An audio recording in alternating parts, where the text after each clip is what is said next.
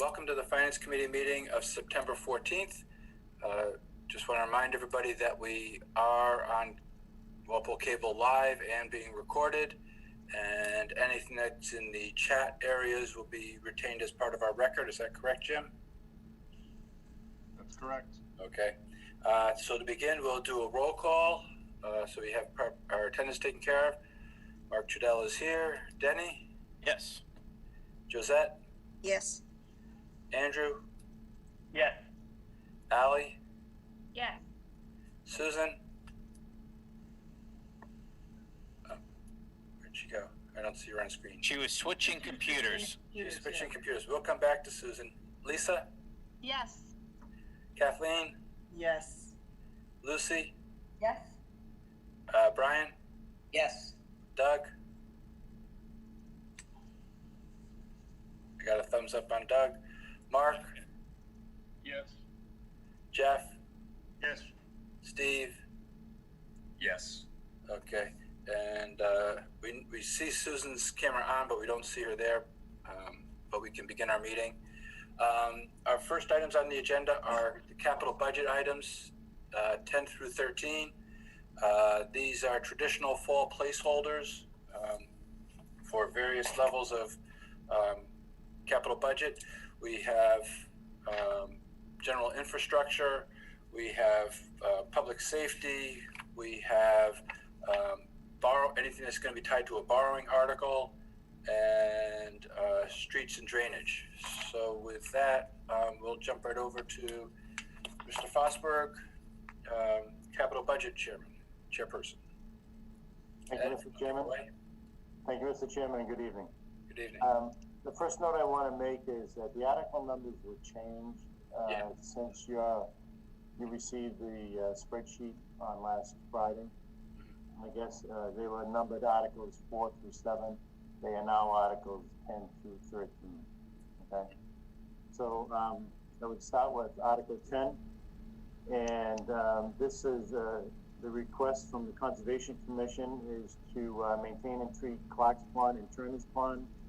The Department of Public Works would be to rehabilitate the E.J. Delaney Water Treatment Plant off Washington Street. This is for the this is also for Phase 2 of the SCADA upgrade. This is the SCADA upgrade. This is for the remote reading of their equipment that is not on site. Also for cleaning of the water main at the Willis Treatment Plant. For the sewer department, we have a sewer pump station rehabilitation. Engineering, we have traffic signal and design at Washington, Short and Polly Streets. Also a traffic study for downtown area, the downtown area, which would be for design and improvements. The Parks Department, synthetic turf field replacement. Building maintenance would be work at the Blackburn Hall, the Town Hall, the East Walpole Fire Station, and also would include emergency repairs throughout the system. There was a request for floor replacement. The Highway Department has requests for traffic signal software and control upgrades in the center of town. And that Article 10, the total requests were for $2,194,459, and it was voted favorable action from the Capital Budget Committee for $1,242,119, and the money for those articles would be free cash $293,392, water retained earnings $192,721, sewer retained earnings $325,000, completed water borrowing projects, this would be money that would be turned back, would be $192,279, and other completed capital projects would be $238,726.90, and that would be the total of $1,242,118.90. Any particular questions on any of the items within Article 10? Brian first. Microphone. Through you, Mr. Chairman. Sorry about that. Quick question on a few items here. The synthetic turf replacement, is that typically $50,000 a year? Yeah, through you, Mr. Chairman? Yep. Yes, it has been $50,000 in the past, but the extra $25,000 would also be for the replacement of the new fields on Route 1A.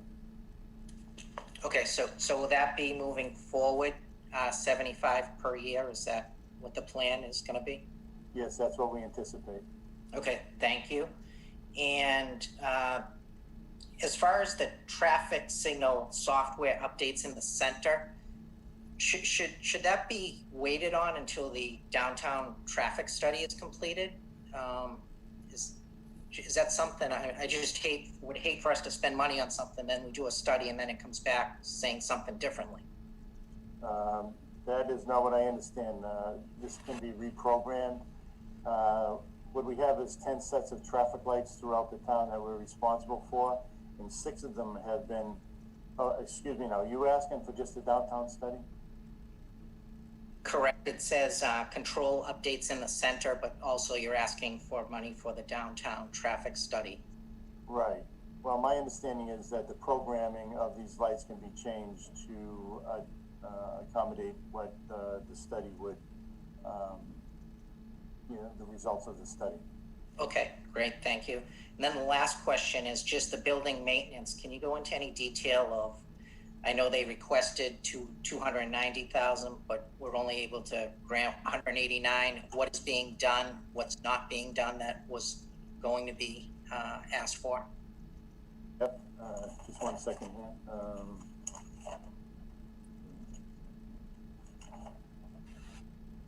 Okay. Well, the building maintenance, I know Blackburn Hall is included, and that would be for the columns on the outside of Blackburn Hall to complete that project.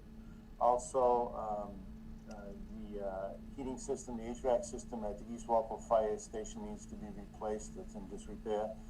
And also, it's going to include some work at the town hall. If you've noticed the improvements in a lot of the rooms and the offices and stuff, this is to continue that. And it's also going to include some emergency repairs to buildings throughout the system. Excellent. Thank you. Actually, I have a question still on the signaling. Is this a new software package, or are we upgrading a now obsolete software package that's in place? It's really an upgrade. Like I started to say, we have 10 sets of traffic lights we're responsible throughout the town, and 6 of these sets of lights have been upgraded. And there's 4 more to be upgraded, which is in the downtown area. And there's been a lot of problems with them not working correctly or getting out of sync or whatever. So I think it's they need to be replaced because it's the end of their life cycle, I think, with those downtown. Thank you. I had Andrew next.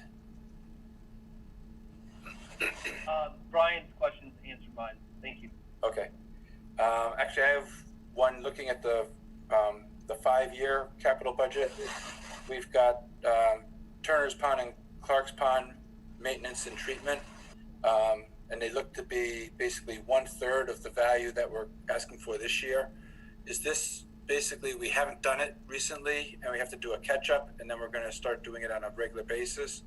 Or are there different types of treatment that get done every other year or so?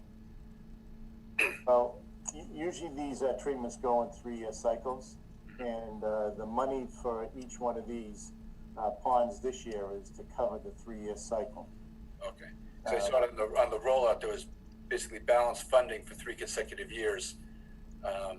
Right, I think then it got out like 4,800 and then 5,000 something, but yeah, put them all together, that's what it adds up to the total budget. Okay.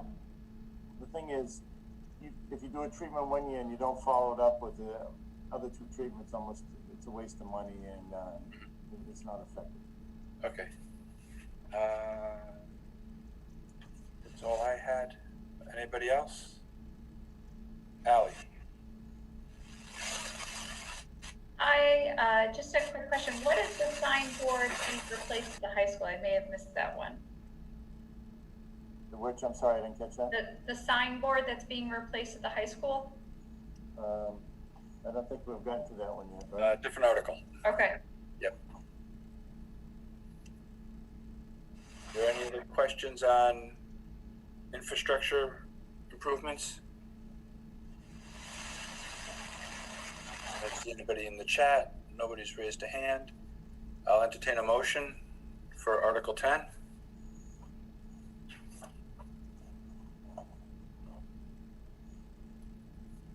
Favorable action on Article 10 in the amount of $1,242,119.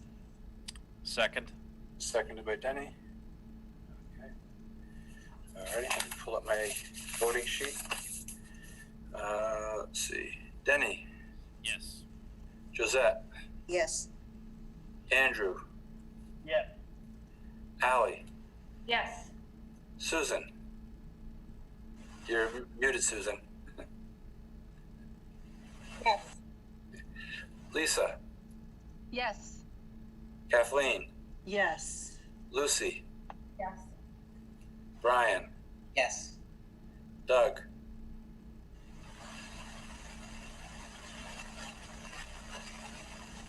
Doug muted or is he off screen?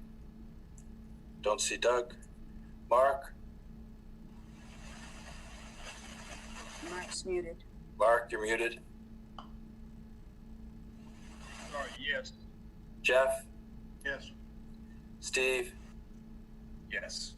and myself, yes. And so Doug did not come back in. So we have 13-0-0. Okay. Ready? Article 11. Mr. Fosberg. Thank you. Article 11, public safety. The first one up is the fire department. That's to replace 2,500 feet of 3-inch fire hose, replace 98 portable batteries, and 1 multi-unit charger, to replace 4 of the SCBA packs and also tower training. For the police department, it's for 1 marked police cruiser, 5 portable AEDs, and 1 unmarked cruiser. Emergency management, there was a request for an investment to make the Blackburn Hall an emergency shelter. On the public works, we have a generator replacement at Washington Street and Old Post Road.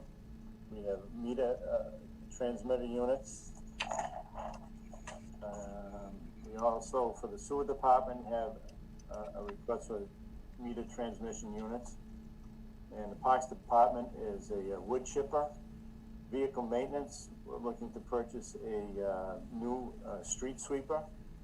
An emergency management truck, it needs to be repainted and upgraded a little bit. And then also the school department is for projectors at the Walpole High School signboard, and then computer lab and technology lab equipment replacement. The total request was for $1,337,508, and it was voted favorable action for $1,053,800. Questions on any of the line items? We'll start with Alex. She had mentioned the signboard. Yeah, just explanation more of what that money is, where the signboard is. Okay, currently there's just a freestanding sign in a high school lawn, and it's actually facing, the sign is actually parallel with Common Street.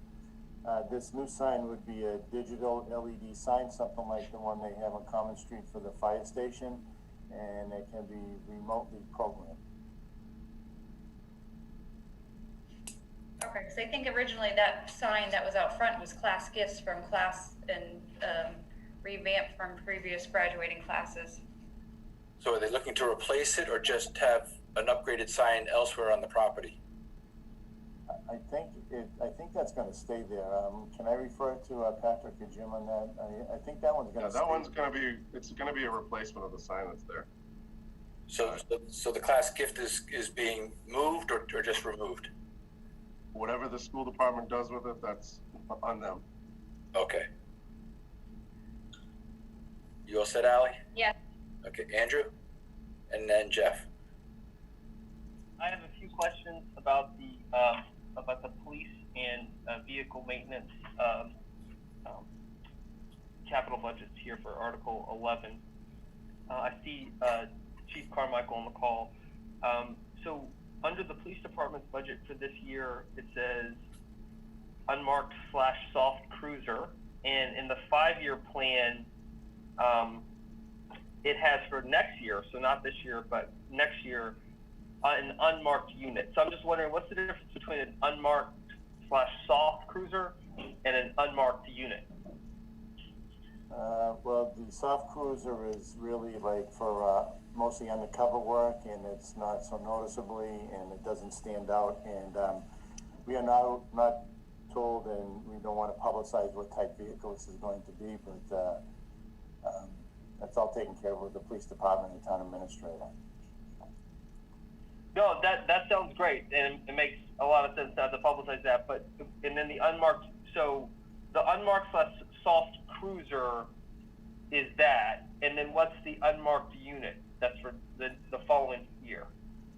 That would be a detective's car, I would assume, right, Jim, Patrick? I think. Chief, you want to jump in here? Yeah, Chief Kelleher's on here. I'll let him answer it because he's got all the information with him. Thank you. Yeah, the unmarked cruiser going forward could be something that we would use for detectives or possibly administration. Like as of right now, we have 3 new lieutenants now, and they're sharing 1 car, so it could be used to go to that as well. So it'd be something along those lines. But yes, it'd be more of an unmarked traditional unit or a cruiser. It's kind of the same thing, just different terminology. Okay, so they're pretty much the same type of vehicle. Just one is $30,000 for this year, and then the next following year it's going to be $38,500. So they're pretty much the same idea, the same vehicle. Yeah, that's correct. I mean, again, like was mentioned previously, this one vehicle that we're going to replace this year could be something different. But then, in the future, the traditional cruisers are go for along the lines of that price. So yeah. Gotcha. And then my last question for the police is again, I know we're talking about this year's capital budget. I get that, but I'm just curious because you did share, and I really appreciate it, Chairman Forsberg, the 5-year capital plan, just to kind of think about the future. And I noticed that there were body cameras in year 4 of this plan. And excuse my ignorance to the police department, but do we already have body cameras, and those are just budgeted in the future to replace ones we do, or will those be new ones? We do not have body cameras right now, no. And that is kind of set aside for the future to determine if that's a route we'd like to go down, or if that's going to be an option. So we do not have them currently, though. Gotcha. So you don't have them currently, but you're kind of budgeting to buy them in about 3 to 4 years as a consideration. As a consideration, yes, absolutely. Awesome. Hey, thank you so much. I appreciate it, Officer Keller. And then my other question is for the parks. For the vehicle maintenance department. Chairman Forsberg, you mentioned the Elgin sweeper. Could you just tell me a little bit more about what that is for $225,000? Are you familiar with the street sweeper? Yes. Well, it's to replace the street sweeper. It's a pretty intricate piece of machinery, but this is to purchase a new one. So maybe I don't understand your question. No, I just wanted to make sure I understood what kind of machinery we're talking about, and how long do those last? I'm just curious. I understand. I've seen it come by my street. It is pretty intricate, but is it like a 20-year, 10-year life cycle? Actually, excuse me. The current sweeper is a 2013. It has approximately 300,000 miles on it.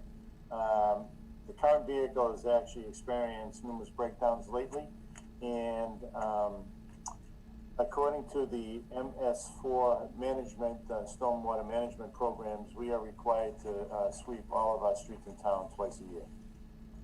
So we can, and this is the only sweeper that we have, so we cannot afford to have it breaking down frequently. Well, all of these items sound like smart investments from the police department to the vehicle maintenance department. So that's it for me. Thank you. Okay. Real quick on that sweeper, if it has a useful life, is there still a way to store it as a backup if we have to get out and do multiple locations, or a storm or something? That was something I brought up, but I think with its track record lately, they don't want to keep it. They would just as soon trade it in. Okay. I believe I had Jeff next. Yeah, just the investment in Blackburn, 10,000. I know town administrator didn't approve capital budget. What's the investment for, and why Blackburn? Well, it's to replace the columns. The columns have been rotting, and I think we already replaced a couple of them. And this is just to spruce up the outside and replace the columns.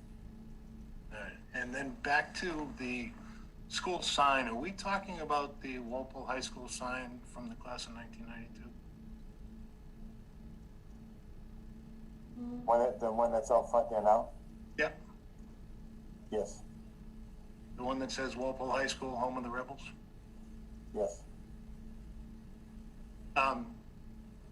If I recall that sign that we purchased for the police department, Jimmy, I don't have the numbers in front of me, actually through you, Mark, but as part of the permanent building committee, I believe that number was more in the $20,000 range.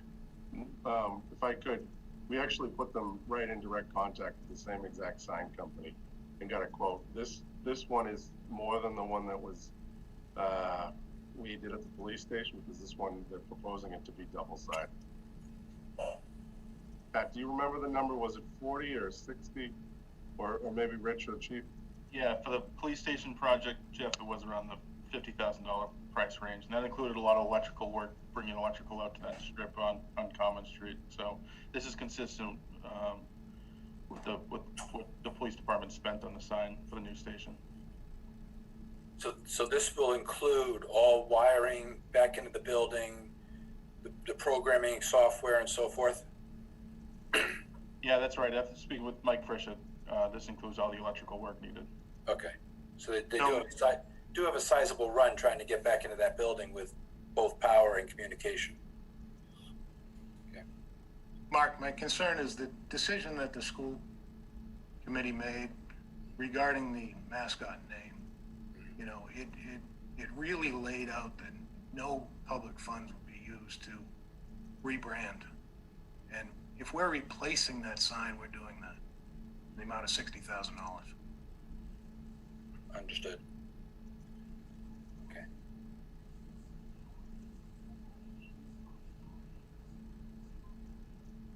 Interesting. Doug? Do you have anybody from the school committee that can confirm that they're going to be replacing that sign? Jeff, I'm 100% confirming it. That's their intent. So there's no intent to relocate it for prosperity because it was a gift from a class?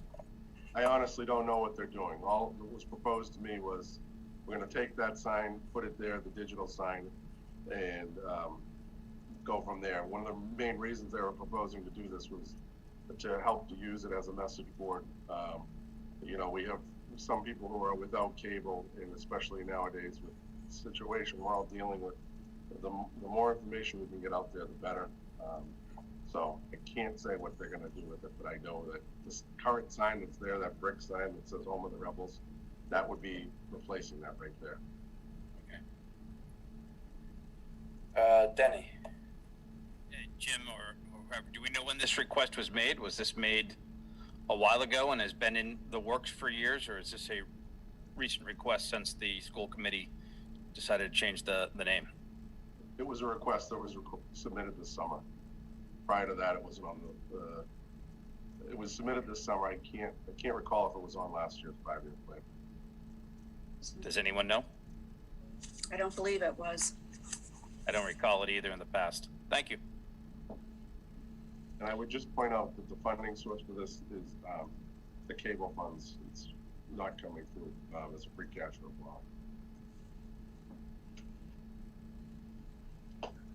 I believe Kathleen has a question. Oh, yeah, I just saw. Go ahead, Kathleen. Thanks, Andrew. Yeah, I have through you, Mark, I have a question about Blackburn again. I know in the prior article, we talked about Blackburn in the columns, but this article is talking about Blackburn as an emergency shelter. So I'm wondering what $10,000 buys you as an emergency shelter? Nothing. Actually, that was not voted. We voted $0 on that as far as making an emergency shelter. There was just, excuse me, 1 second,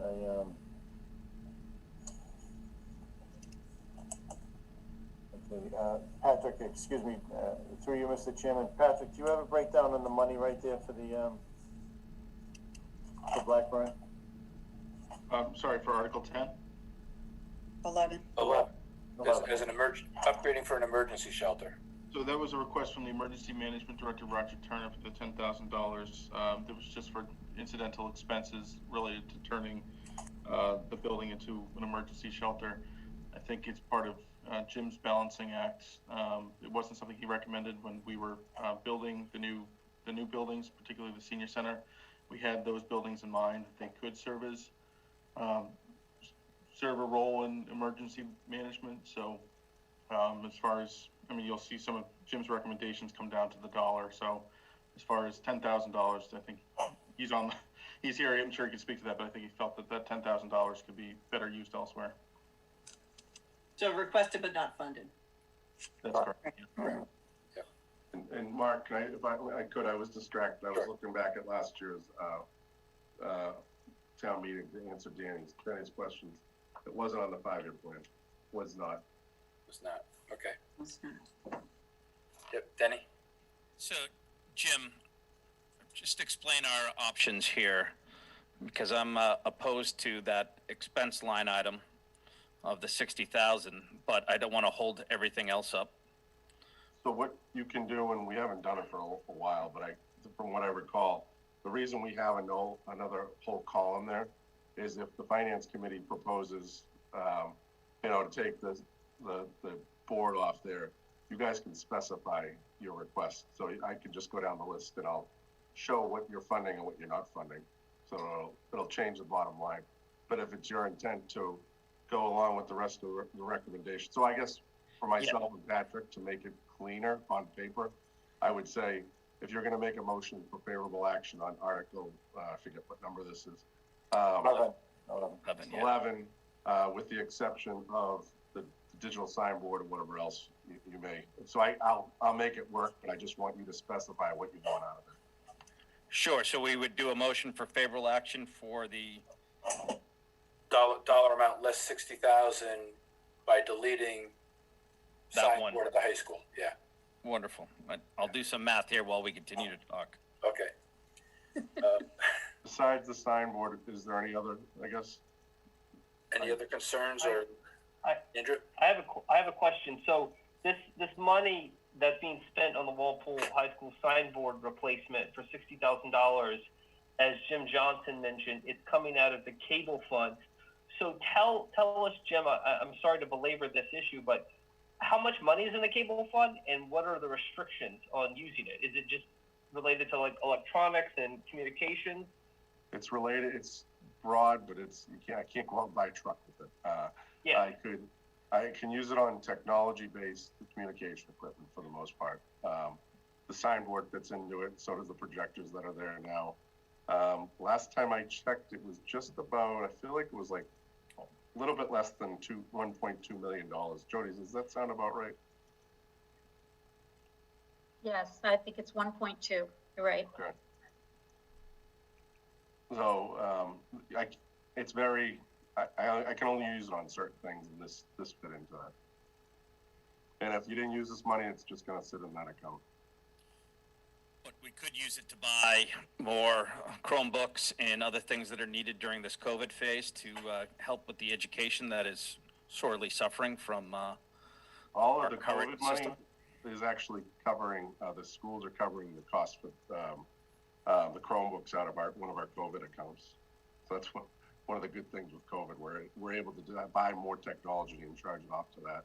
Okay, but someday we'll need to upgrade them and maintain them if this continues. So making sure we spend it in the right way at the right time, and holding money isn't a problem. Mr. Chairman, Yes. I forgot to give you the funding sources for this article. If you look at Article 11, free cash was $458,800. Water retained earnings was $307,500.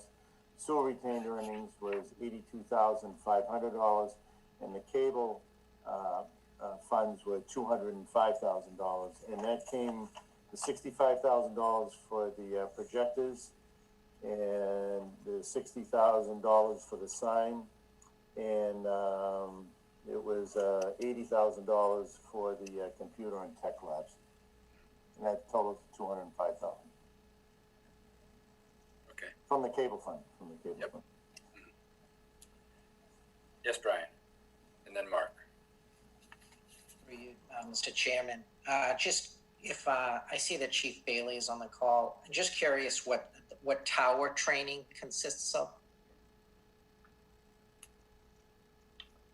Yes, thank you. The tower training is advanced training in the use of that piece of equipment. We received basic training on that, which everyone has gone through, and everyone is very familiar and very adept at using that piece of equipment. What this would do would allow us to bring in subject matter experts that have actually used this truck in fire situations to give us better techniques and more advanced training on this type of equipment. This piece of equipment is new to us in that we've never had a tower ladder before, and I feel that this training would be beneficial for all of our members. Thank you, Chief. Mark? Yes, my first question is regards to the generator replacement on Washington Street. The request was for $430,000, and it appears that $225,000 has been approved. So it's about a $200,000 deduction. So I'm wondering, is the 225 fulfilling the request to the generator? Why the discrepancy? Do you want me to answer that? I can do it. It's actually, the request was for two generators, one at Washington Street and one at the old Post Road water tower. And it was decided to just fund one of the generators now, which would be the one at Washington Street. Okay, so you went to one instead of two. Yes. The other comment I have is regards to the sign in front of the Walpole High School. So I have a different opinion than Denny. I would approve the sign. I'm not getting into the argument whether the word rebel should be there, but I think that the high school is kind of a milestone for the town. People are driving by all the time, and for the sign to be able to be active and to keep the townspeople updated as to what's going on at the high school, I think that having a sign that we can go in digitally and keep them informed is worth having. That's all. Okay. I'm going to go to Lisa, then back to Kathleen. Hi, thank you, Mark. My question is also about the high school sign. I do remember the school committee discussion about changing the name, the mascot name. Whether or not it was stated or contracted that that change would be cost-free, it's still within our power as a town meeting, as a finance committee, to agree to fund a sign that reflects a change in name, right? Or am I wrong? You're right. Yeah, I mean, legally, there's nothing prohibiting us from putting up a sign for communication purposes. I mean, there was comments made about we would not go to the taxpayers to rebrand all the rebel information off the books. Denny, you wanted to comment more on that? Wait, sorry, I'm not quite Yeah, finished. Go ahead, Lisa. Yeah, so there were comments made about not going to the taxpayer, so that would be whose comments? I don't remember. It was in the minutes from one of their meetings when they did the open forum. Okay, but I just want to make sure that I'm really clear, like, no matter what was said in an open forum, we can still decide here that we choose to approve or not approve that expenditure. Correct. Great, okay, I'm good, thanks. Okay. Denny? Yeah, I was just adding that's why I asked the question of what, if this was in there before, if this had been planned all along, I would have been absolutely fine with it. If it came up post the decision and suddenly this is a big expenditure, I was not enamored with that idea and would like the people that promoted it to stick to their original goals and raise the money. Okay. That's my opinion. Okay. I have Kathleen, then Susan. Thank you. Has Susan spoken yet? No, she has not. All right, I'll come after Susan. Okay, Susan? I would be in favor of supporting this request for the signage because a couple of things have intervened since the whole Rebels thing. I can't believe they're asking for this signage just to rebrand. To me, this is a communication effort. It's appropriately coming from funds from the cable pot. And what has happened in the meantime is COVID. So I think, as I think Mark alluded to, people go by Walpole High School. It's a place where information can be shared. I'm in favor of it, and I think to just say, oh, because we take the Rebels off, we shouldn't fund it, I think is an inappropriate insertion of however you may feel about the Rebels into our fiscal discussions. I think this is a communication effort on the part of the schools, and I support it, and I think it's appropriately funded from the cable funds. I'd be in favor of it. Okay.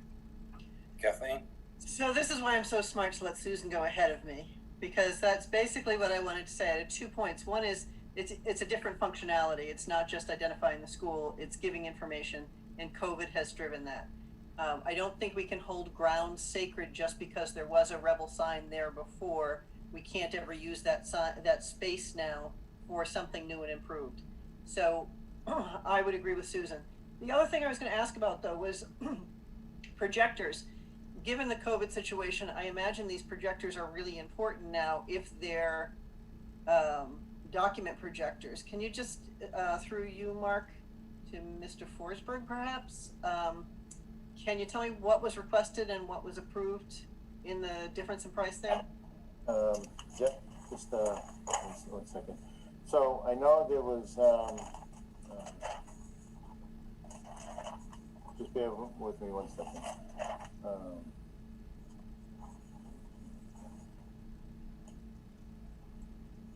Right. All of the schools have, in all of the schools, all the classrooms have a projector, and projectors are also in the common areas. These projectors are about 7 years old or so, and they're having issues and they need to be upgraded.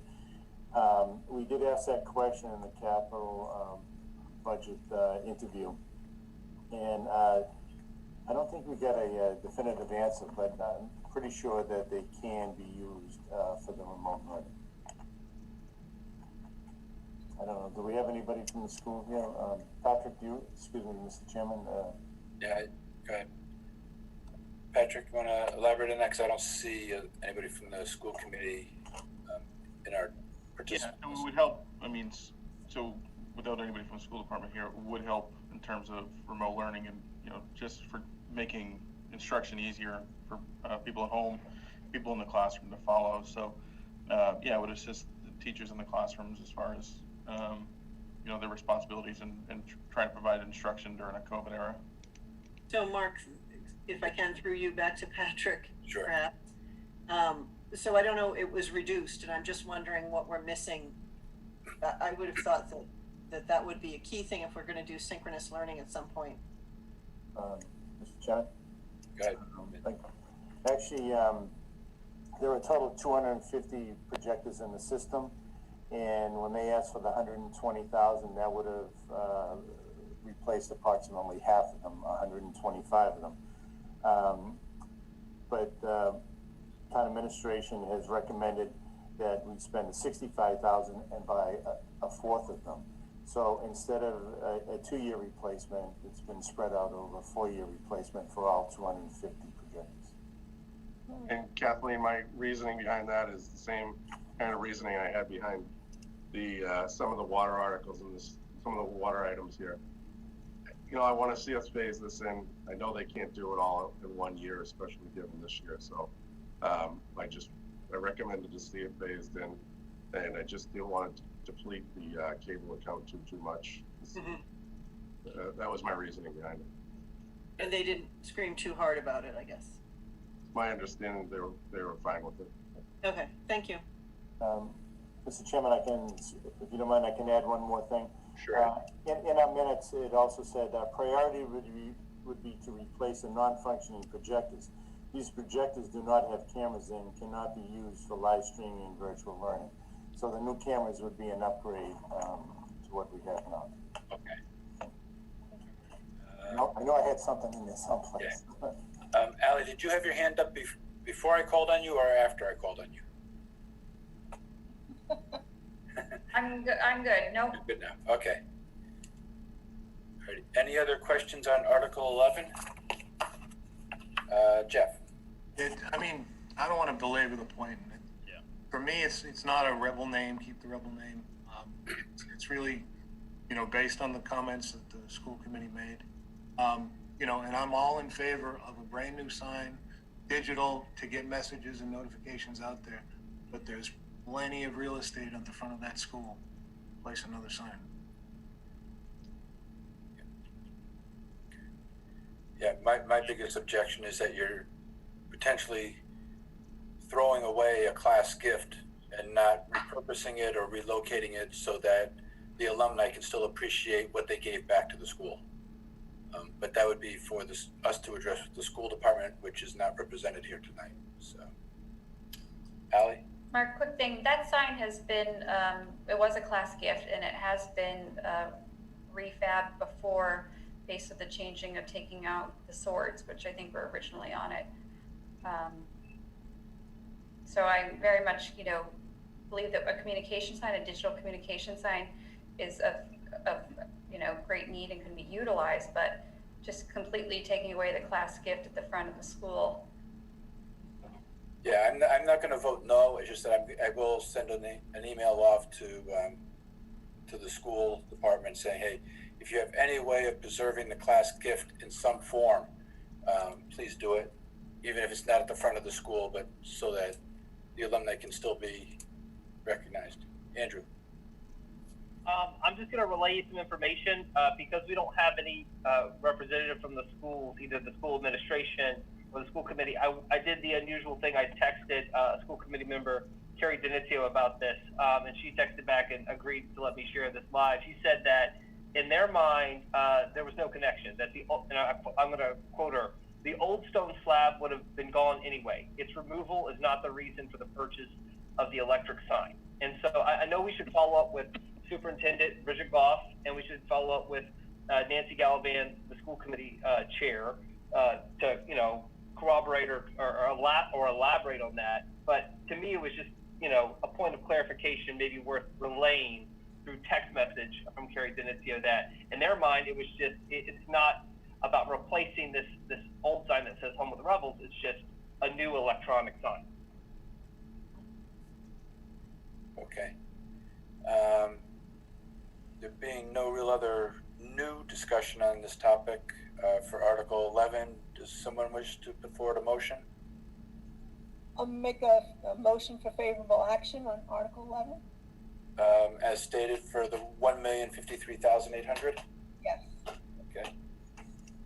Motion by Susan. Do I have a second? I'll second. Okay, got Lisa. Any other questions or comments before we vote? Okay.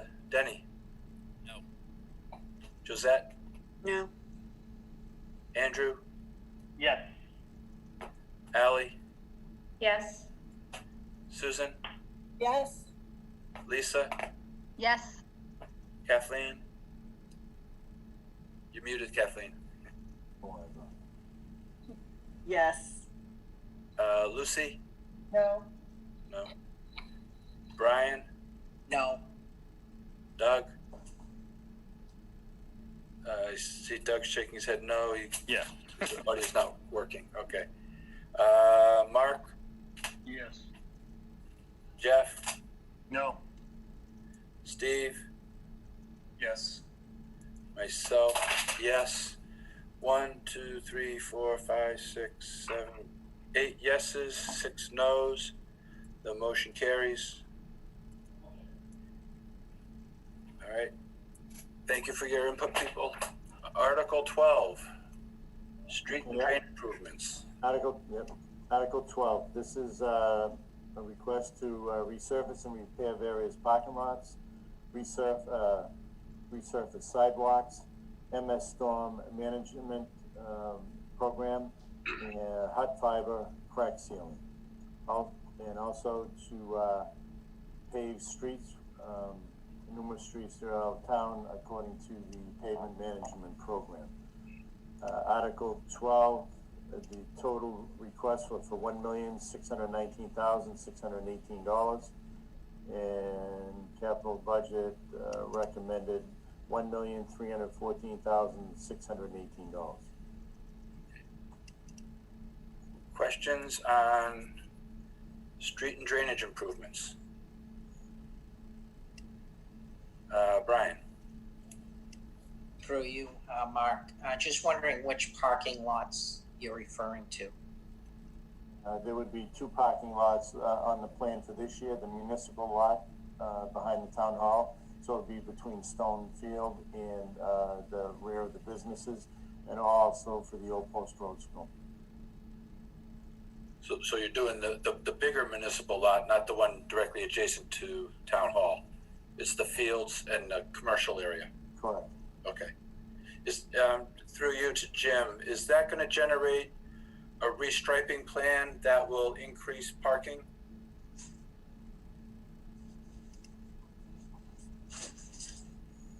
Mark, I can take that.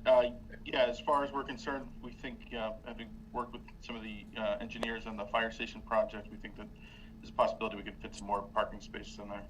Okay. All right. Other questions or comments? Mr. Chairman? Yes.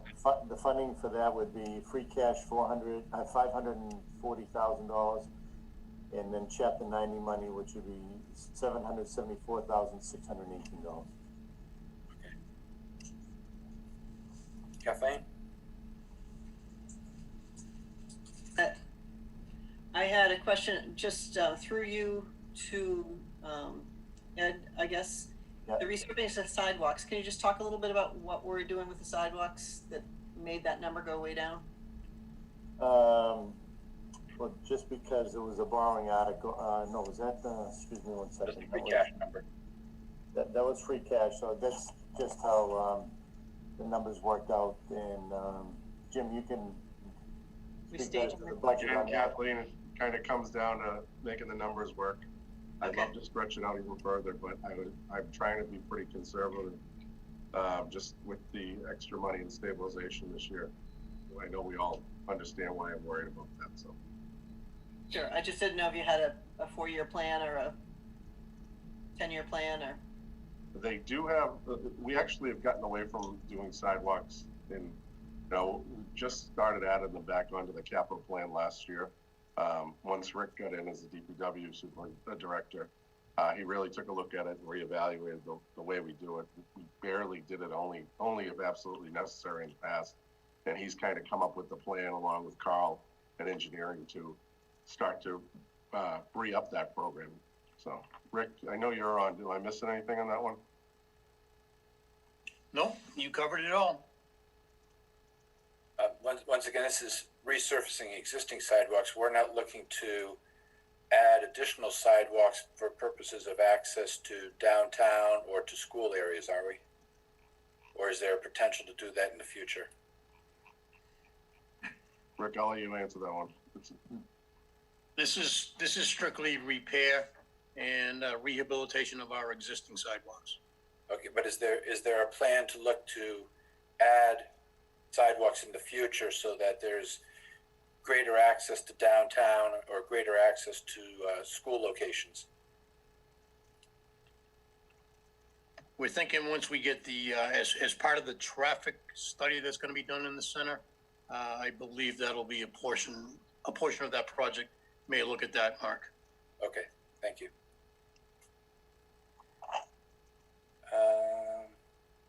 Okay, actually, my other question relates to Article 13, so I'll hold off on that.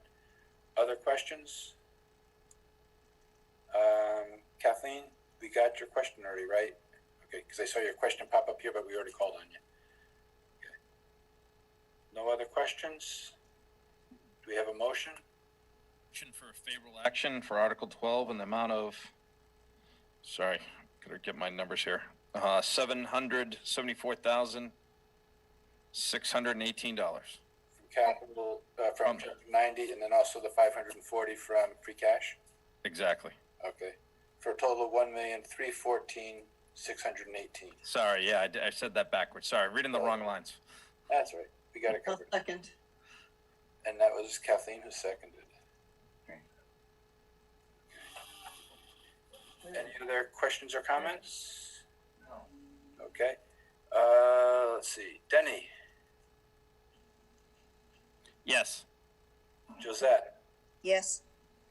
Andrew, Yes. Ally, Yes.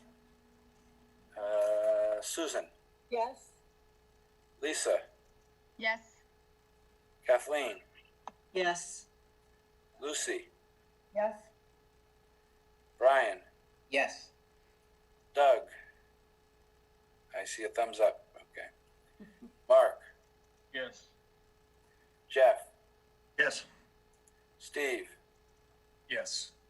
and myself, yes, 14-0-0. Article 13. Okay, Article 13 is a borrowing article to resurface various roadways throughout the town. The request was for $500,000, and it was voted favorable action, $200,000 to fund this. And this would actually be, the plan is to do East Street from High Plain to Tanglewood with this money. Okay. And then, like I said, that's borrowing $200,000. You said East Street from High Plain to where? Which is down near the monument, near the Groveland Estate there. Okay. Jim, didn't last year we borrow 400 for supplemental road repair? Is there a reason behind it? I would like to keep it at the 400, but again, this is me thinking a year or two down the road. And, I think the rough numbers are, I think it's like 66, 66, 66, something like that. If I do 200, if I go to the 400, I got to double that. I'm just being mindful. I want to go back onto the 400 next year, but I'm just so mindful of long-term impacts for the budget. We do a simple ban on these, and if things turn around quickly next year, I'll be more than happy to switch back to the 400. Okay, so you're just worried about future debt budget and you didn't want to get too high.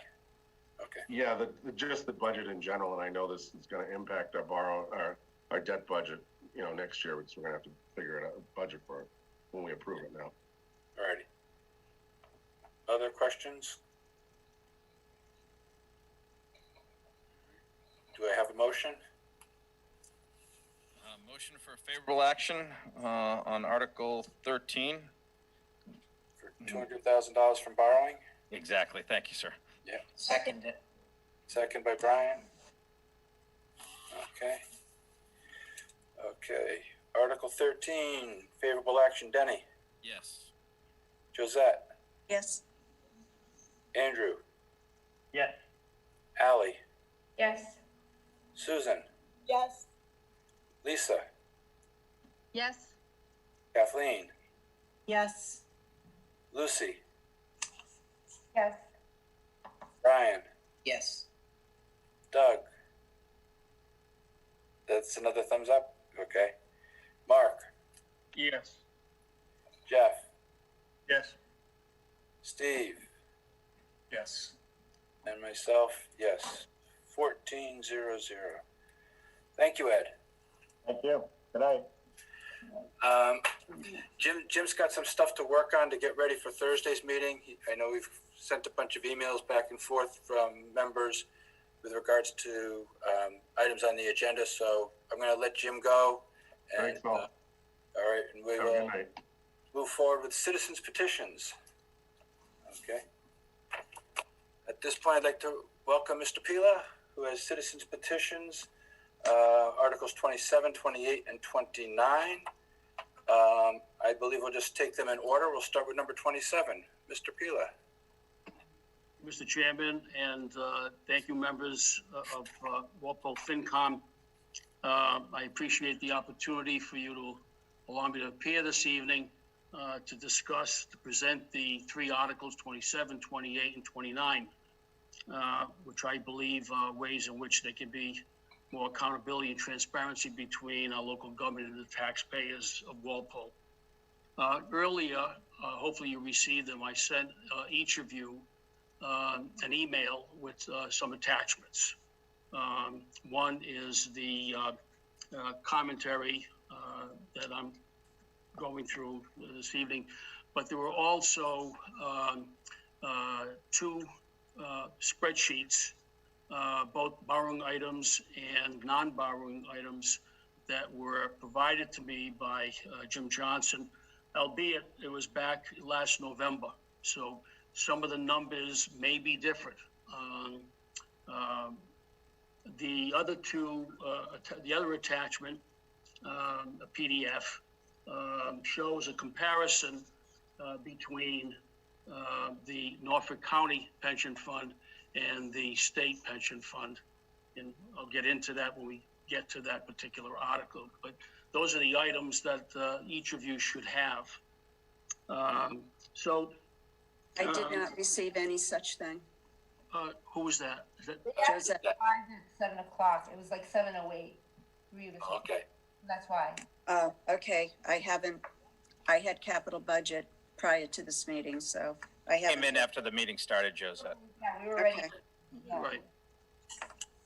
If anybody did not receive them, let me know, and and I'll resend them.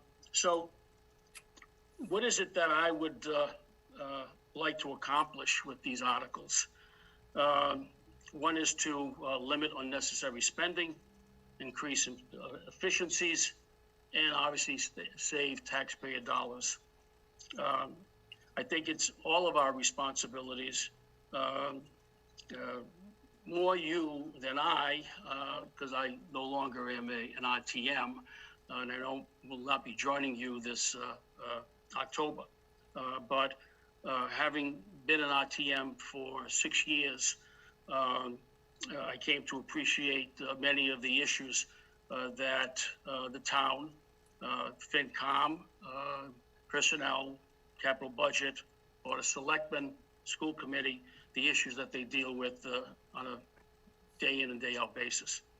And through that, that experience of mine, it was always my desire to try to find ways in which we could save money or increase revenues. And that is the purpose of these three articles. Would you rather me, Mr. Chairman, would you like me to answer questions at the end or after each article? How would you like me to? We'll take each article individually, starting with 27. Okay. Jim Johnson, that is, last Friday, the 11th, sent a memo to all of you. And in there was a kind of a summary of all of the articles, but also there were many excerpts taken from town council opinions that she had submitted, I would assume that in response to these 3 articles. I had asked Jim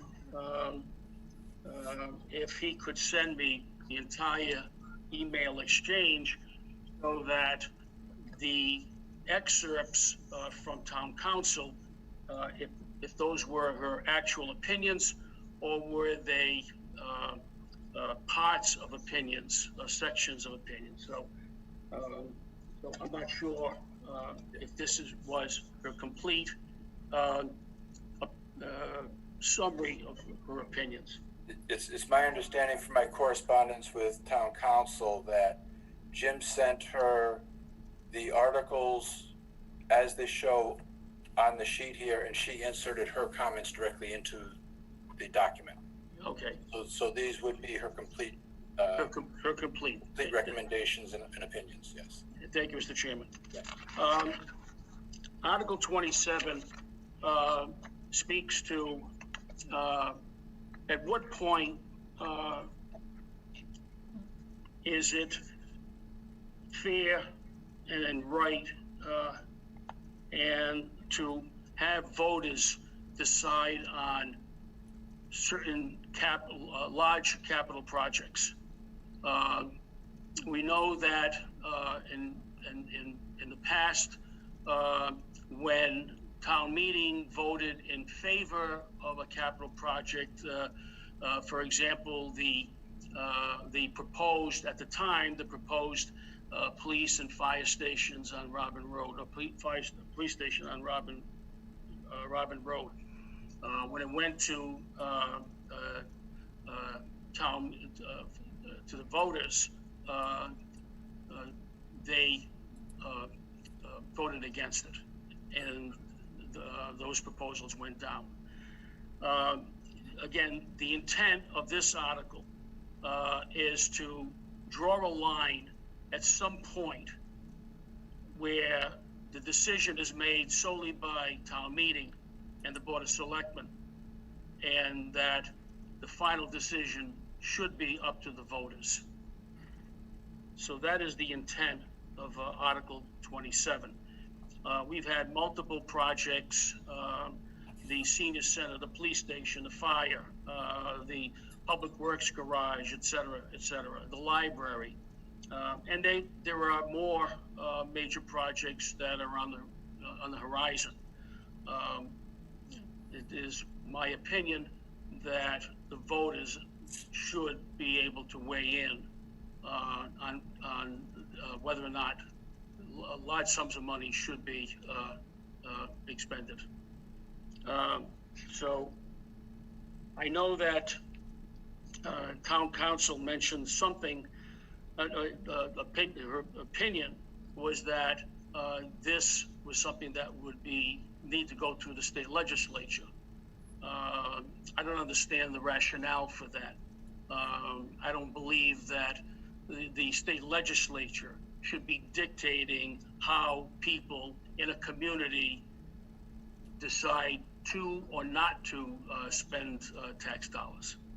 It comes down to the way Massachusetts general laws are written with regards to home rule charters, and that our charter and the Massachusetts laws that we've adopted say that the only questions that can be binding on the town would be debt exclusion overrides for Proposition 2.5, which means if you're looking to say the town's going to get the voters are going to get a say on projects in excess of $5 million, then you have to go to them and say, for your opinion to be binding, you have to approve an override to the tax levy. And the only other one is that the Board of Selectmen could take an advisory vote and put it on the ballot, but it would be non-binding.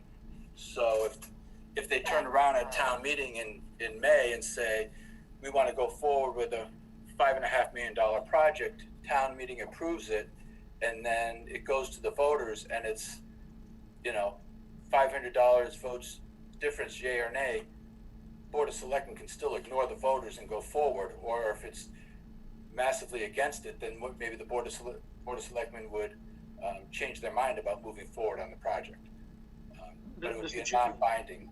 Right, but Mr. Chairman, I'm not suggesting that every time there's an article of $5 million or more, it has to go before the legislature. No, it doesn't have to. What I'm saying is that there should be, what I'm suggesting is that any item, any fiscal year that's $5 million or more goes before, has to be approved by the voters. Right, but the thing is, what town council is saying, for us to make the voters vote binding, we would have to go to the legislature with a home rule petition to amend our charter to make that binding. So the way your article is presented, at best right now, the Board of Selectmen can put an advisory ballot question on the ballot, but it would be a non-binding input by the voters. So whatever town meeting votes, the town could still turn around and say, yes, we're going to do it, even though the voters said no, because town meeting said yes, and Board of Selectmen agreed. And that could be fine, Mr. Chairman, but at least the voters would go, their decision would go on record, so that when people on various committees, departments, boards, proposing certain projects, they know what the wishes of the taxpayers are, the voters are. Understood. Okay. I will have to go through Jim to clarify through town council the mechanism by which we can make it binding on the Board of Selectmen to put a non-binding ballot question on with regards to these items.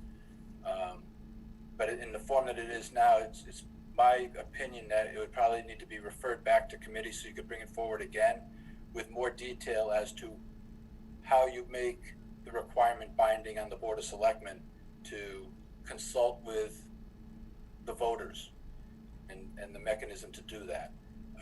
From what I've seen from town council, it sounds like either we get the charter upgraded to say that yes, Board of Selectmen will have to ask the town people, or if there's another mechanism, we haven't discovered it yet. Okay. Do other people have any questions or comments at this point? Otherwise, I'd probably move to send back to the petitioner. Susan. You're on mute, Susan. You're still muted. Still. Sue, you're muted. I would recommend no action. To me, this is an article that attempts to rework the fabric of our government and the procedures under which we've operated for a long time. The way that voters have input is by voting for the Board of Selectmen and the town moderator that makes appointments. You know, all the legwork is done by the town administration, by the Board of Selectmen, by Finance Committee, and then it goes to town meeting. And we have a long history and tradition of having 150 members of town meeting go over the work that we've done and make a decision. And those RTMs are elected by town elections. So I think Mr. Pilo, with all due respect, is trying to revamp our system of government, and I'm opposed to that. I think it's working just fine, and if people are unhappy with decisions, they can go and vote in town elections and change leadership. Thank you. Okay. Other questions? Others wanting to make comments? Mark, I just have a procedural question. Sure. So from getting the feedback from town council, yep, listening to Mr. Pila tonight, you know, we can vote no action, and then it, if I remember correctly, it gets, and it doesn't get approved, it gets held up for 2 years. So 2 years. It could be the spring of 2022 when it could be brought back in its basically the exact form. Yeah. So if we refer it back to the petitioner, he can do more research, he can prepare it, get another petition signed, you know, hopefully dot the i's, cross the t's, to really lay out the mechanism by which this could be implemented. And is that a actual vote to is it favorable action, no action, or is it refer back to petitioner, and is that an actual vote? Refer back to petitioner, right? Okay. So basically we're saying, we're not throwing you out and barring you for 2 years. We're saying, you know, we're giving you the opportunity to go back, gather more information, you know, identify a process by which we can do this without having to, or, you know, if it does involve doing a charter amendment, then, you know, make the right procedural moves so that the charter amendment can come before town meeting and move forward. And we have done that in the past, so this, we've moved items back. It's similar to the what we did with the affordable housing. Yeah, we've referred back a couple times on that. Wonderful, thank you, Mark. Mr. Chairman, on that note, I would like to withdraw the article without prejudice. Okay. All right. Which means that I would not have to wait 2 years to come back. Correct. Right. So if by withdrawing, there does not need to be a vote on this article. Susan. You're still muted, Susan.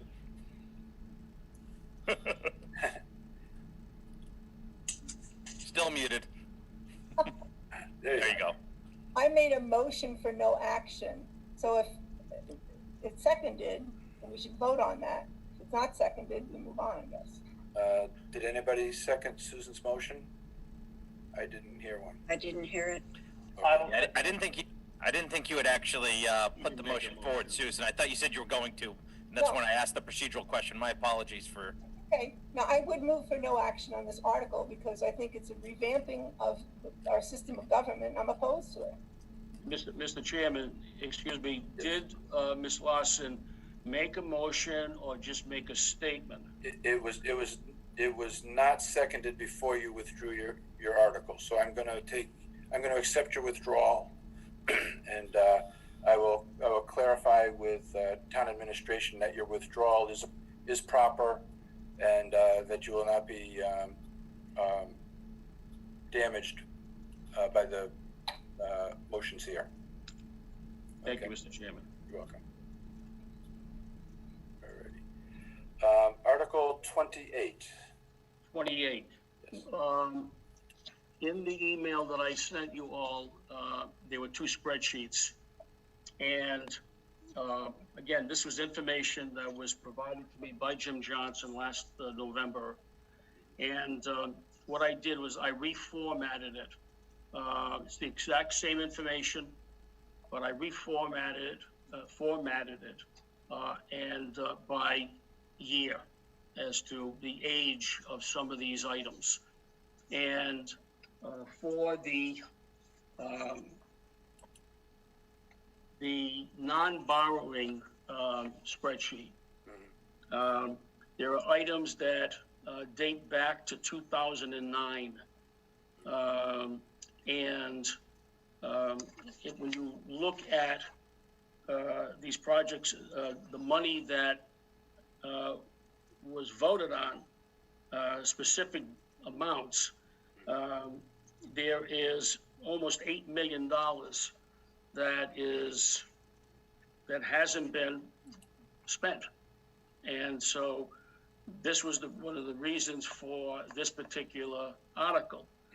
And that is that if money has been approved and a period of time goes by, why does it continue to sit in an account rather than have those monies be reallocated to be spent elsewhere? I was just checking our attendance list. I don't see Jody or Maryland still in the meeting here. Is Patrick still here? Excuse me. I was just looking for clarification because I know that when the funds are appropriated, they are earmarked and set aside. and I'm assuming it goes into one of our interest-bearing accounts until they actually use it for the project. Once the project is done, I believe they still remain in those accounts and are set aside so that they are not automatically pulled back into free cash or whatever else. But I know in tonight's meeting, we voted to reappropriate funds from some closed projects. And actually one of them I think is, one of them is actually I think on your list. The Willis treatment plant from 2002. Those funds are being reappropriated. I'm not sure why the delay on some of these from the time the project is finished to the time that we turn around and reappropriate the funds to new capital. But I know that there is a certain wait period from the time that the project completes. Like for the high school, we had to wait almost 2.5 years for the state to come through and say, okay, we've agreed with the final accounting, here's your portion. But the thing is, because it was an override, we had to appropriate everything and wait for the state to reimburse us before we could find out what was left over to turn back. And I'm not sure what the time restrictions are on several of these others. And some of them haven't moved forward either. So. But these, Mr. Chairman, but there are items that go back to 2009. Yes. You know, some of these are small numbers. Yes. But that's a long period of time. In the case of the high school, where you were waiting for the state to be reimbursed, reimbursed by the state, you know, that's certainly understandable. Yes. But you're in the construction business. Yes. And when you bid a job, right? Yep. The job is completed at some point. Yep. And so there's the punch list items. And then once those punch list items, that's it. There's nothing else that money is needed for. Right. Well, so, actually, and it gets turned back to the client. Yes. So why aren't these monies turned back to the taxpayers? In many of these cases, at least in the commercial construction, the owner has a minimum 1-year warranty period, which we are responsible to go back and make any corrections and so forth. But depending on the way the contract was written, and in our case, we have what's called a guaranteed maximum price with a shared savings. So we don't turn back all the savings until the owner does his final walkthrough 364 days after they've accepted the project. So it's possible that, yes, 1 or 2 years may be reasonable. But yeah, obviously some of these that have been sitting on the books for 6 years should have been turned back. And I think that's more of a administrative practice that needs to be followed up on. And it's actually been brought to my attention that FinCom's supposed to be getting a copy of this list at least annually to review and update town meeting. And so we've actually we have been negligent in not requesting it. But it did come to my attention, and we've started to move forward on this to get the information so that items can be turned back in a timely fashion. But I'm glad I saw your list, because the last list I saw was about 2 or 3 years old. And it was only because we were using some of that money to cover the new fields project. So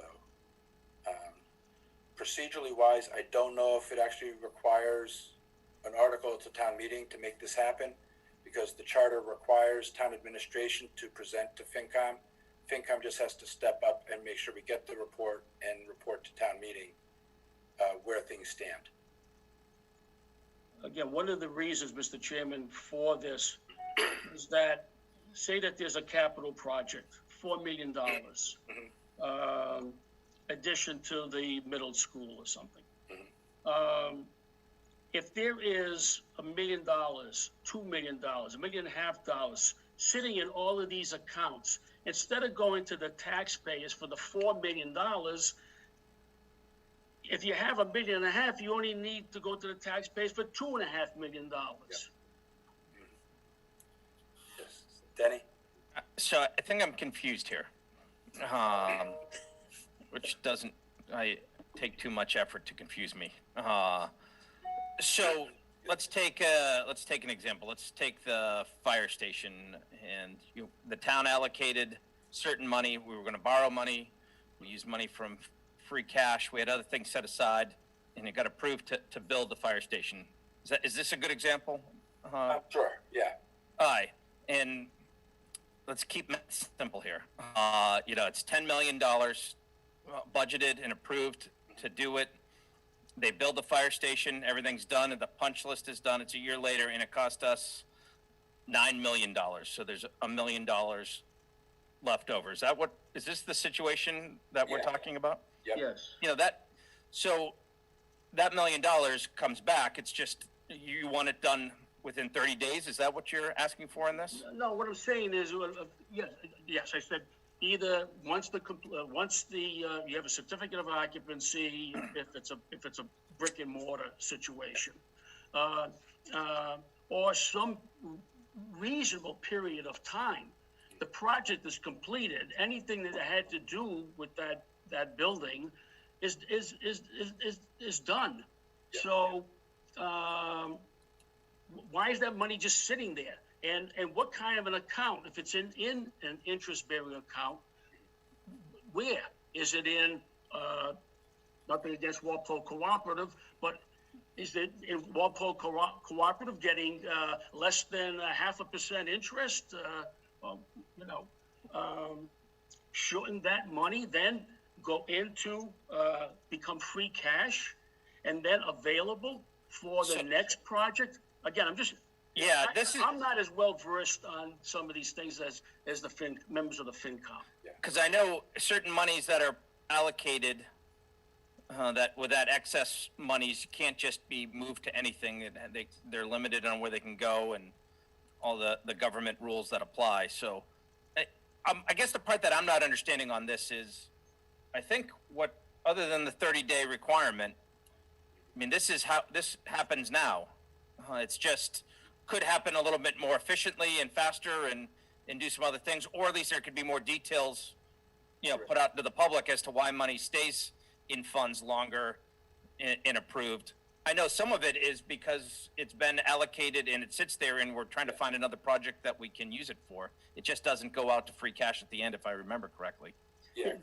Dennis, excuse me, may I call you Dennis? Yeah, please. Mr. Chairman. You brought up the situation of the fire station, $9 million. The town meeting appropriated $10 million. It came in at $9 million. So, but the issue comes that's what was approved. That's what was approved, right? But we didn't. The cost of that project. Well, we didn't spend $10 million. We didn't. Right. Well, we didn't put $10 million out. We only spent $9 million. We just have money that's pre-approved and allocated that just sits there, but there's no actual cash there, correct? But for that specific project, was it not? But it was allocated for that specific project. There's actually two pockets. There's what's physical cash left over on a project, which would be the case of we appropriated money, the state reimbursed us, so we now have cash sitting out there that's been appropriated to a project that's done. The other is the town decided, like with the Fields project, we're going to borrow X amount of money to do the Fields project, and we don't borrow it all. But so if you were doing an $11 million project, but you're only going to borrow $3 million, but you only end up borrowing $2 million, that other $1 million doesn't exist. We did not go out and borrow the money. So there's just an appropriation of $1 million sitting out there with no cash behind it. That's the two pockets that we're working with. And Richard's concerned about one where we physically have cash sitting on the sidelines and getting that earmarked and either turned back to the general fund so we can use it on other capital projects, or turning around and saying, yeah, here's a project. We're going to use that because the project's closed, and move forward and go to town meeting saying, we got another project. And by the way, it's only going to cost you half because we have these savings on other projects. Isn't that usually what we run into, is just because of the government laws that restrict how you can use it once it's town meeting appropriates for a certain purpose? You can't just turn it back and it isn't the town of Walpole that sets that. That's the the state that sets it, am I correct? Thank you. Yeah. Correct. Okay. Mark? So Mark, as I read this, and I've looked at the spreadsheet that Mr. Pila sent to us, you know, it seems to me that it's not really an article that's needed. I agree with what you were talking about earlier, that the Finance Committee should annually review these list of accounts and simply ask the question, because I see no motivation for the town to want to keep money sitting in funds unless they need to. Right. But, you know, some of these are very old, as Mr. Pila points out. There's over 140 something of them in the non-completed, non-borrowing. So again, I think it's more of an action item for the Finance Committee to at least once a year annually review these accounts and make sure we understand why the money is still being held. And I'm sure there's perfectly good reasons for it. And then report on that. Yeah, and then report on that back either through the booklet or the presentation at town meeting under Article 1, where we stand on these projects and why they haven't been closed out and turned back. Mm-hmm. Yep. Jeff, I saw your hand come up. I'm all set. You're all set? Okay. I don't see anybody in the chat. Shell. Yes? Can you hear Doug yet? I mean, I agree with Mr. Pila in, I think something does need to be done. There needs to be a formal process. I don't know that another, law on the books is the way to do it. I think it's more of a procedural thing. I do agree, and it's, Mr. Pila, I appreciate you bringing the numbers forward, because it really, speaks to the volume of accounts we have and leftover monies appropriated for capital projects. Your motion doesn't, your article doesn't say anything to borrowing versus non-borrowing, does it? No, it's any money that's left over from a project, whether it's borrowed money or non-borrowed. If there's surplus monies, before we go to the taxpayers, ask them to fund another capital project, if there's money sitting around in all these different accounts, use that money. How it gets into an account, which account it gets into, following proper procedures, is not the issue. The issue is we should be stopped going to the taxpayers to fund these projects when there's plenty of money or a good amount of money sitting around. And there's no reason why they're in that account. That's the reason why some people question what's going on.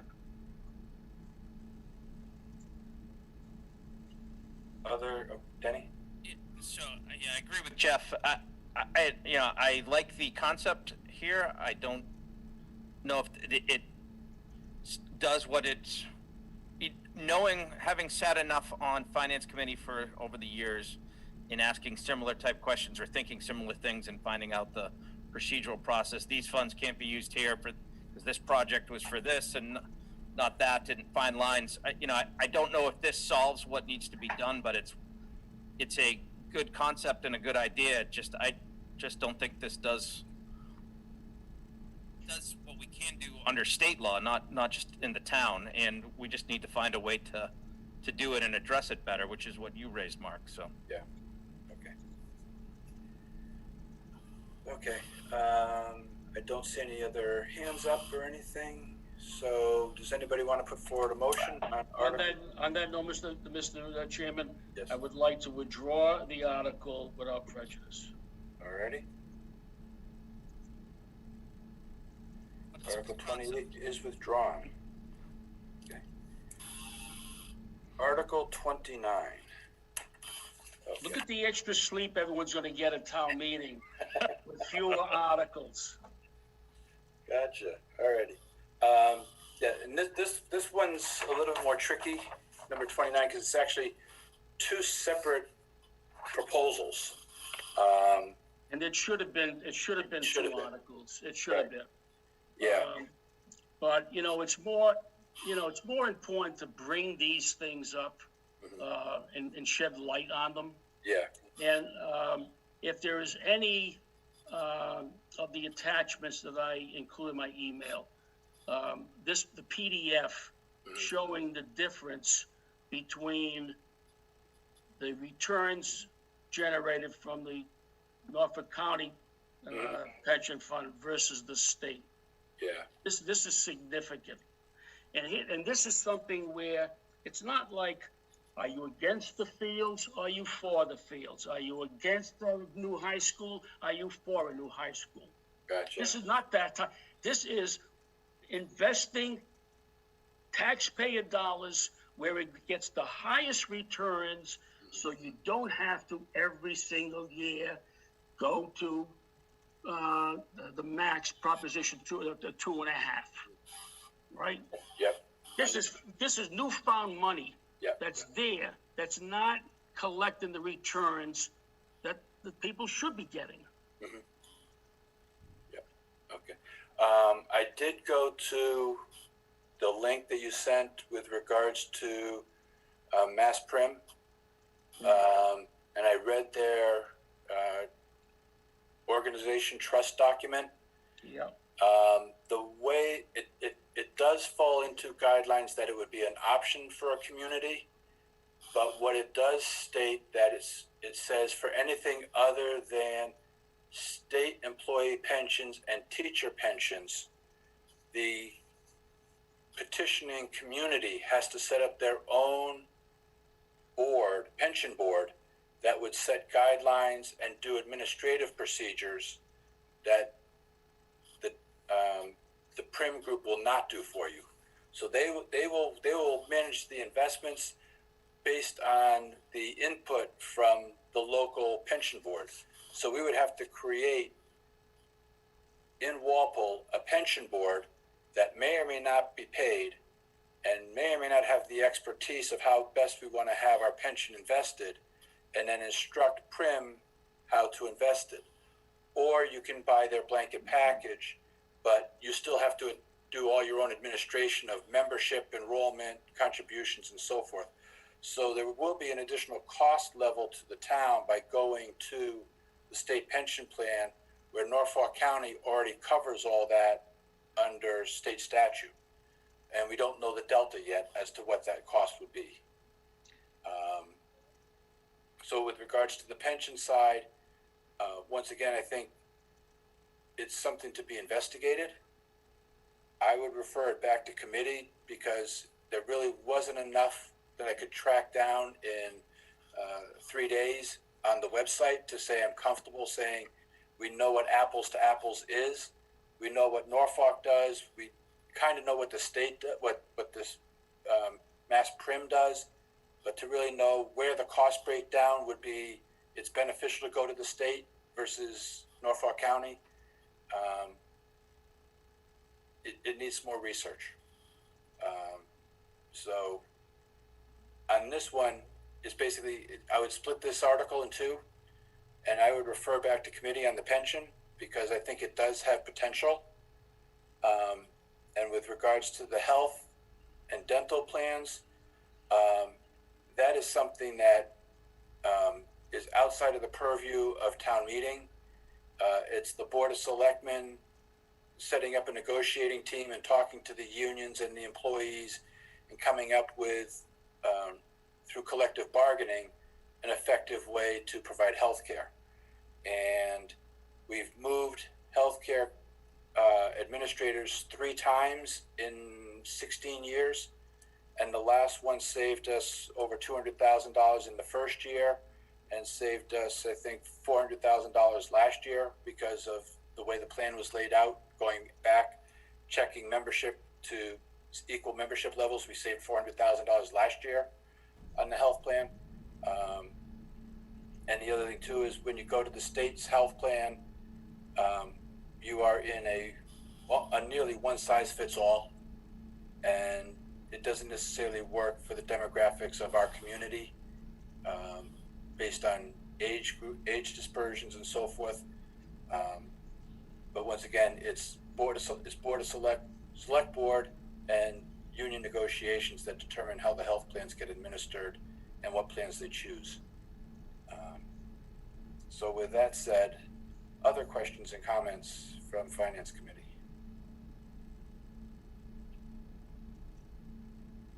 Alrighty. Does Does anybody want to put forward a motion either to split the article or to act on the article as a whole? Mark, can you split it? Doesn't it have to stay as the petitioner presented it? We don't have that option, I don't believe. Well, correct me if I'm wrong, Mr. Chairman. If I went before town meeting, could I not provide a substitute article? We can make a recommendation on the components that were sent to us. And if our recommendation is the health plan is something that is outside of our purview because it's doesn't apply to town meeting, then we can vote no action on that because it's outside of our purview. But we're saying there's a legitimacy going forward on the second part, and whatever action we take on that, whether it's refer back, vote no, or vote in favor, that can still go forward as the motion on town floor, because we haven't substantially changed the individual components of his article. We've just come up with two different decisions. Okay. That's my understanding. Mr. Chairman, I don't know how many of the members were able to look at some of the numbers, the distinctions between, again, the state pension fund and the county pension fund, but these are significant dollars. These are millions of dollars. So it would behoove all of us, members of your committee as well as John Q. Public, to really look at these and look at how much money the Walpole is not earning each year by being in the county system versus the state system. You know, when you have less than $1 billion in assets, weighed against $26 billion, that's significant. And year in and year out, the state system generates higher returns. And some of the numbers, when you look at them, again, this is not chicken feed. These are millions of dollars. And that's millions of dollars that the town does not have to ask the taxpayers to come up with. So I would encourage this committee, your committee, to really look at some of these things. Mark. Hang on, I saw Susan first, then Josette, and then Mark. So I'm looking at town council's opinion on this, and thank you. Why are we ignoring it? It says that with respect to transferring from the Norfolk County retirement system to the state-run pension system, there is simply no statutory provision for permitting this. Instead, Wrong. Chapter 30 may not be rescinded through a vote of town meeting. Once the town has accepted Chapter 32 of the general laws, there is no mechanism to revoke that acceptance or transfer the town's current and retired employees into another pension system. So, I mean, but the thing is, advice from town council. Yeah. Well, that's why I went to the Mass Prim trust organization document. It is qualified under the exact same statute as the Norfolk County statute. So it's just my gut feeling that if it's qualified under the same statute, then you should be able to transfer within the statute to a comparable program. Mr. Chairman, there are 28 municipalities that make up, I'm sorry, Ms. Lodge, I apologize. Thank you. So, Mark, you may or may not be right, but in my hand, I have a lawyer's opinion. And I think that we should go back to her and present your argument, but I don't think that we should be acting on a possible, theory that this might be. I just think that's a waste of everybody's time. Okay. I want to go back and get another opinion, but I don't think we should do anything with this while we're sitting with town council's opinion saying it can't be done. Okay. Josette, was that basically your comments? She did a better job than I would have. Okay. Mark? I have a question to Mr. Pila. when you were researching this, does the state outperform all the county pension systems? Are any of them doing better than the state? I didn't research that, Mr. Sullivan. It was just the difference between Norfolk County because we're in Norfolk County, in the state. I could not answer that question. I would imagine that they do, only because the pool of assets is considerably larger than any county organization. Right. I mean, what I find kind of curious is that if all these county systems aren't performing as well as the state, like, why are they still in existence? Why haven't cities and towns all moved to the state? And, you know, the state has one big pension plan for state employees and for all the cities and towns. Because there's politics involved in many cases. I mean, I do know that there's a program in place where if a city or town pension system was failing, you know, was below a certain margin for several years, that the state can actually step in and take over the pension fund. I don't know how often it's been done, because I was trying to research this a little bit myself. I guess, you know, the question I have with the town attorney is, you know, are towns joining the state pension? And if they are, how are they doing it when there isn't a statute? So I agree with Susan, but I'd like to have some more clarification from the town council to tell us, you know, they are doing it or they aren't. Mr. Chairman, may I respond to Ms. Lawson, Ms. Burke, and Mr. Sullivan on that note? Sure. Yes.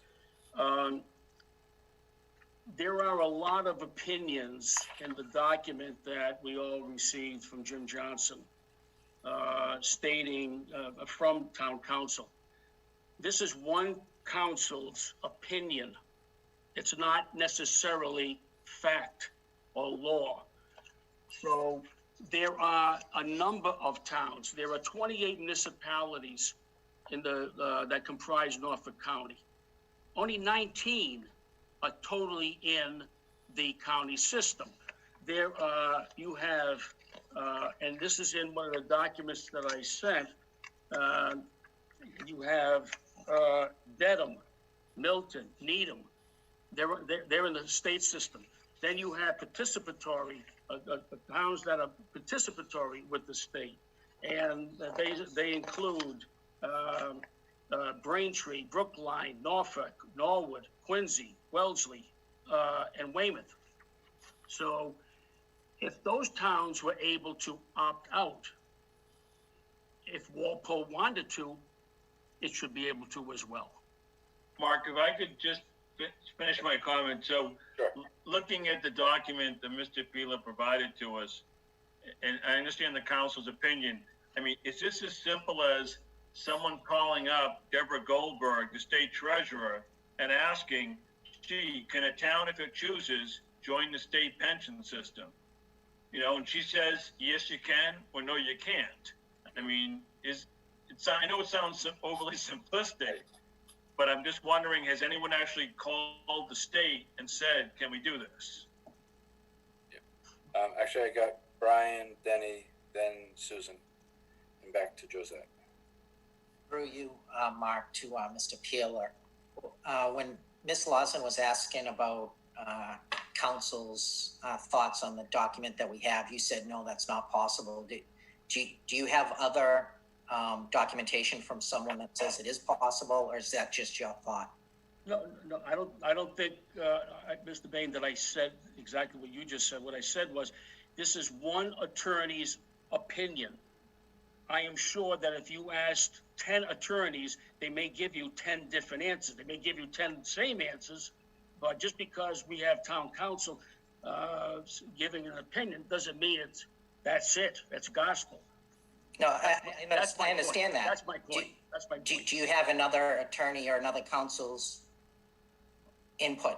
Well, all I can say, Mr. Bain, is that there are other communities in Norfolk County that have opted out of the county system and they're part of the state system. So they did it. Now, how they did it, what the process was, how long it took, That I do not know. Okay, thank you. But I think thank you for all the time you put in. I think a lot of work still needs to be done here. I'd like to make a motion to refer back to committee, please. Second. Seconded by Susan. Okay. Let's see. So Brian made the motion. Susan seconded. We did have people in the queue. Denny, did you have questions or comments still?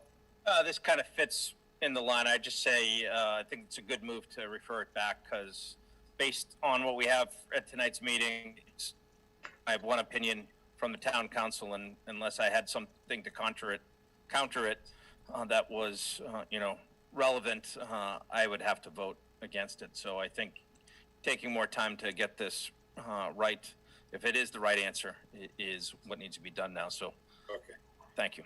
Susan, did you have more comments?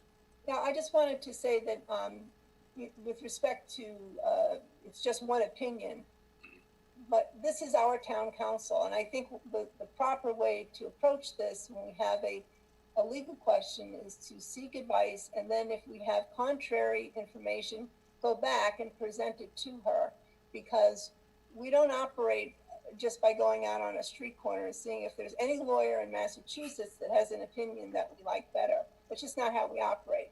The other thing I would say is that this also would obviate the need to fiddle with this thing by splitting it. I think the whole thing is just not ready for prime time. And thank you. Josette? It's all been said. Okay. Any other? Mr. Chairman, I would like to give a gift to the RTMs and give them more sleep at town meeting. And I would like to withdraw these articles without prejudice. I've actually got a motion to refer it back to you. The refer back will not bar you from bringing it forward again. You will not be prohibited to address it for 2 years. You can go back, gather more research, and come back in the spring. You don't have to wait 2 years. So referring back is a safe haven for you too. So you'll be protected. Well, thank you, Mr. Chairman. Okay. All right, so this is to refer back. Alrighty. By motion by Brian, seconded by Susan. Denny? Yes. Josette? Yes. Andrew? Yes. Allie? Yes. Susan? Yes. Lisa? Yes. Kathleen? Yes. Lucy? Yes. Brian? Yes. Doug? Yes. Mark? Yes. Jeff? Yes. Steve? Yes. And myself, yes. 1400 to refer back. Thank you for your time, Mr. Peeler. Thank Good you, Mr. discussion. Chairman, members, and I appreciate the opportunity. Thank you. You're welcome. Okay, just to update everybody, on Thursday we'll be covering all articles that we haven't addressed already. He's going to ask us to vote on Article 2, recommendation at town meeting. He doesn't have enough information yet of which budgets he sees potentially having problems, or he may just wait and do reserve fund transfers when the problems really raise their head. We have all the personnel articles, union contracts, and pay scales. First on the agenda, we'll be revisiting stabilization and OPEB. Article 25, which is the solar overlay, we still need to address. And I think that's all of them. So that'll be a busy day Thursday night. Thursday's our last night before the book goes to press, so I'll be busy typing away after we get done with our meeting Thursday to wrap up the booklet. Thank you for your time. Once again, if you have any direct questions on any of the articles for Thursday, try to get them to Jim as soon as possible. He's working on answering several of the questions now, getting ready to get that out to us tomorrow morning. So there being no other business, does anybody want a motion to adjourn? So moved. Denny, your motion to adjourn. Second by Susan? Okay. Ready. Denny? Yes. Josette? Yes. Andrew? Yes. Allie? Yes. Susan? Yes. Lisa, Yes. Kathleen, Yes. Lucy, Yes. Brian, Yes. Doug. Yes. Oh, his mic's working. Mark, Yes. Jeff, Yes. Steve, Yes. myself, yes. 1400. We stand adjourned. See everybody Thursday. Thank you. Thank you. Night. All right.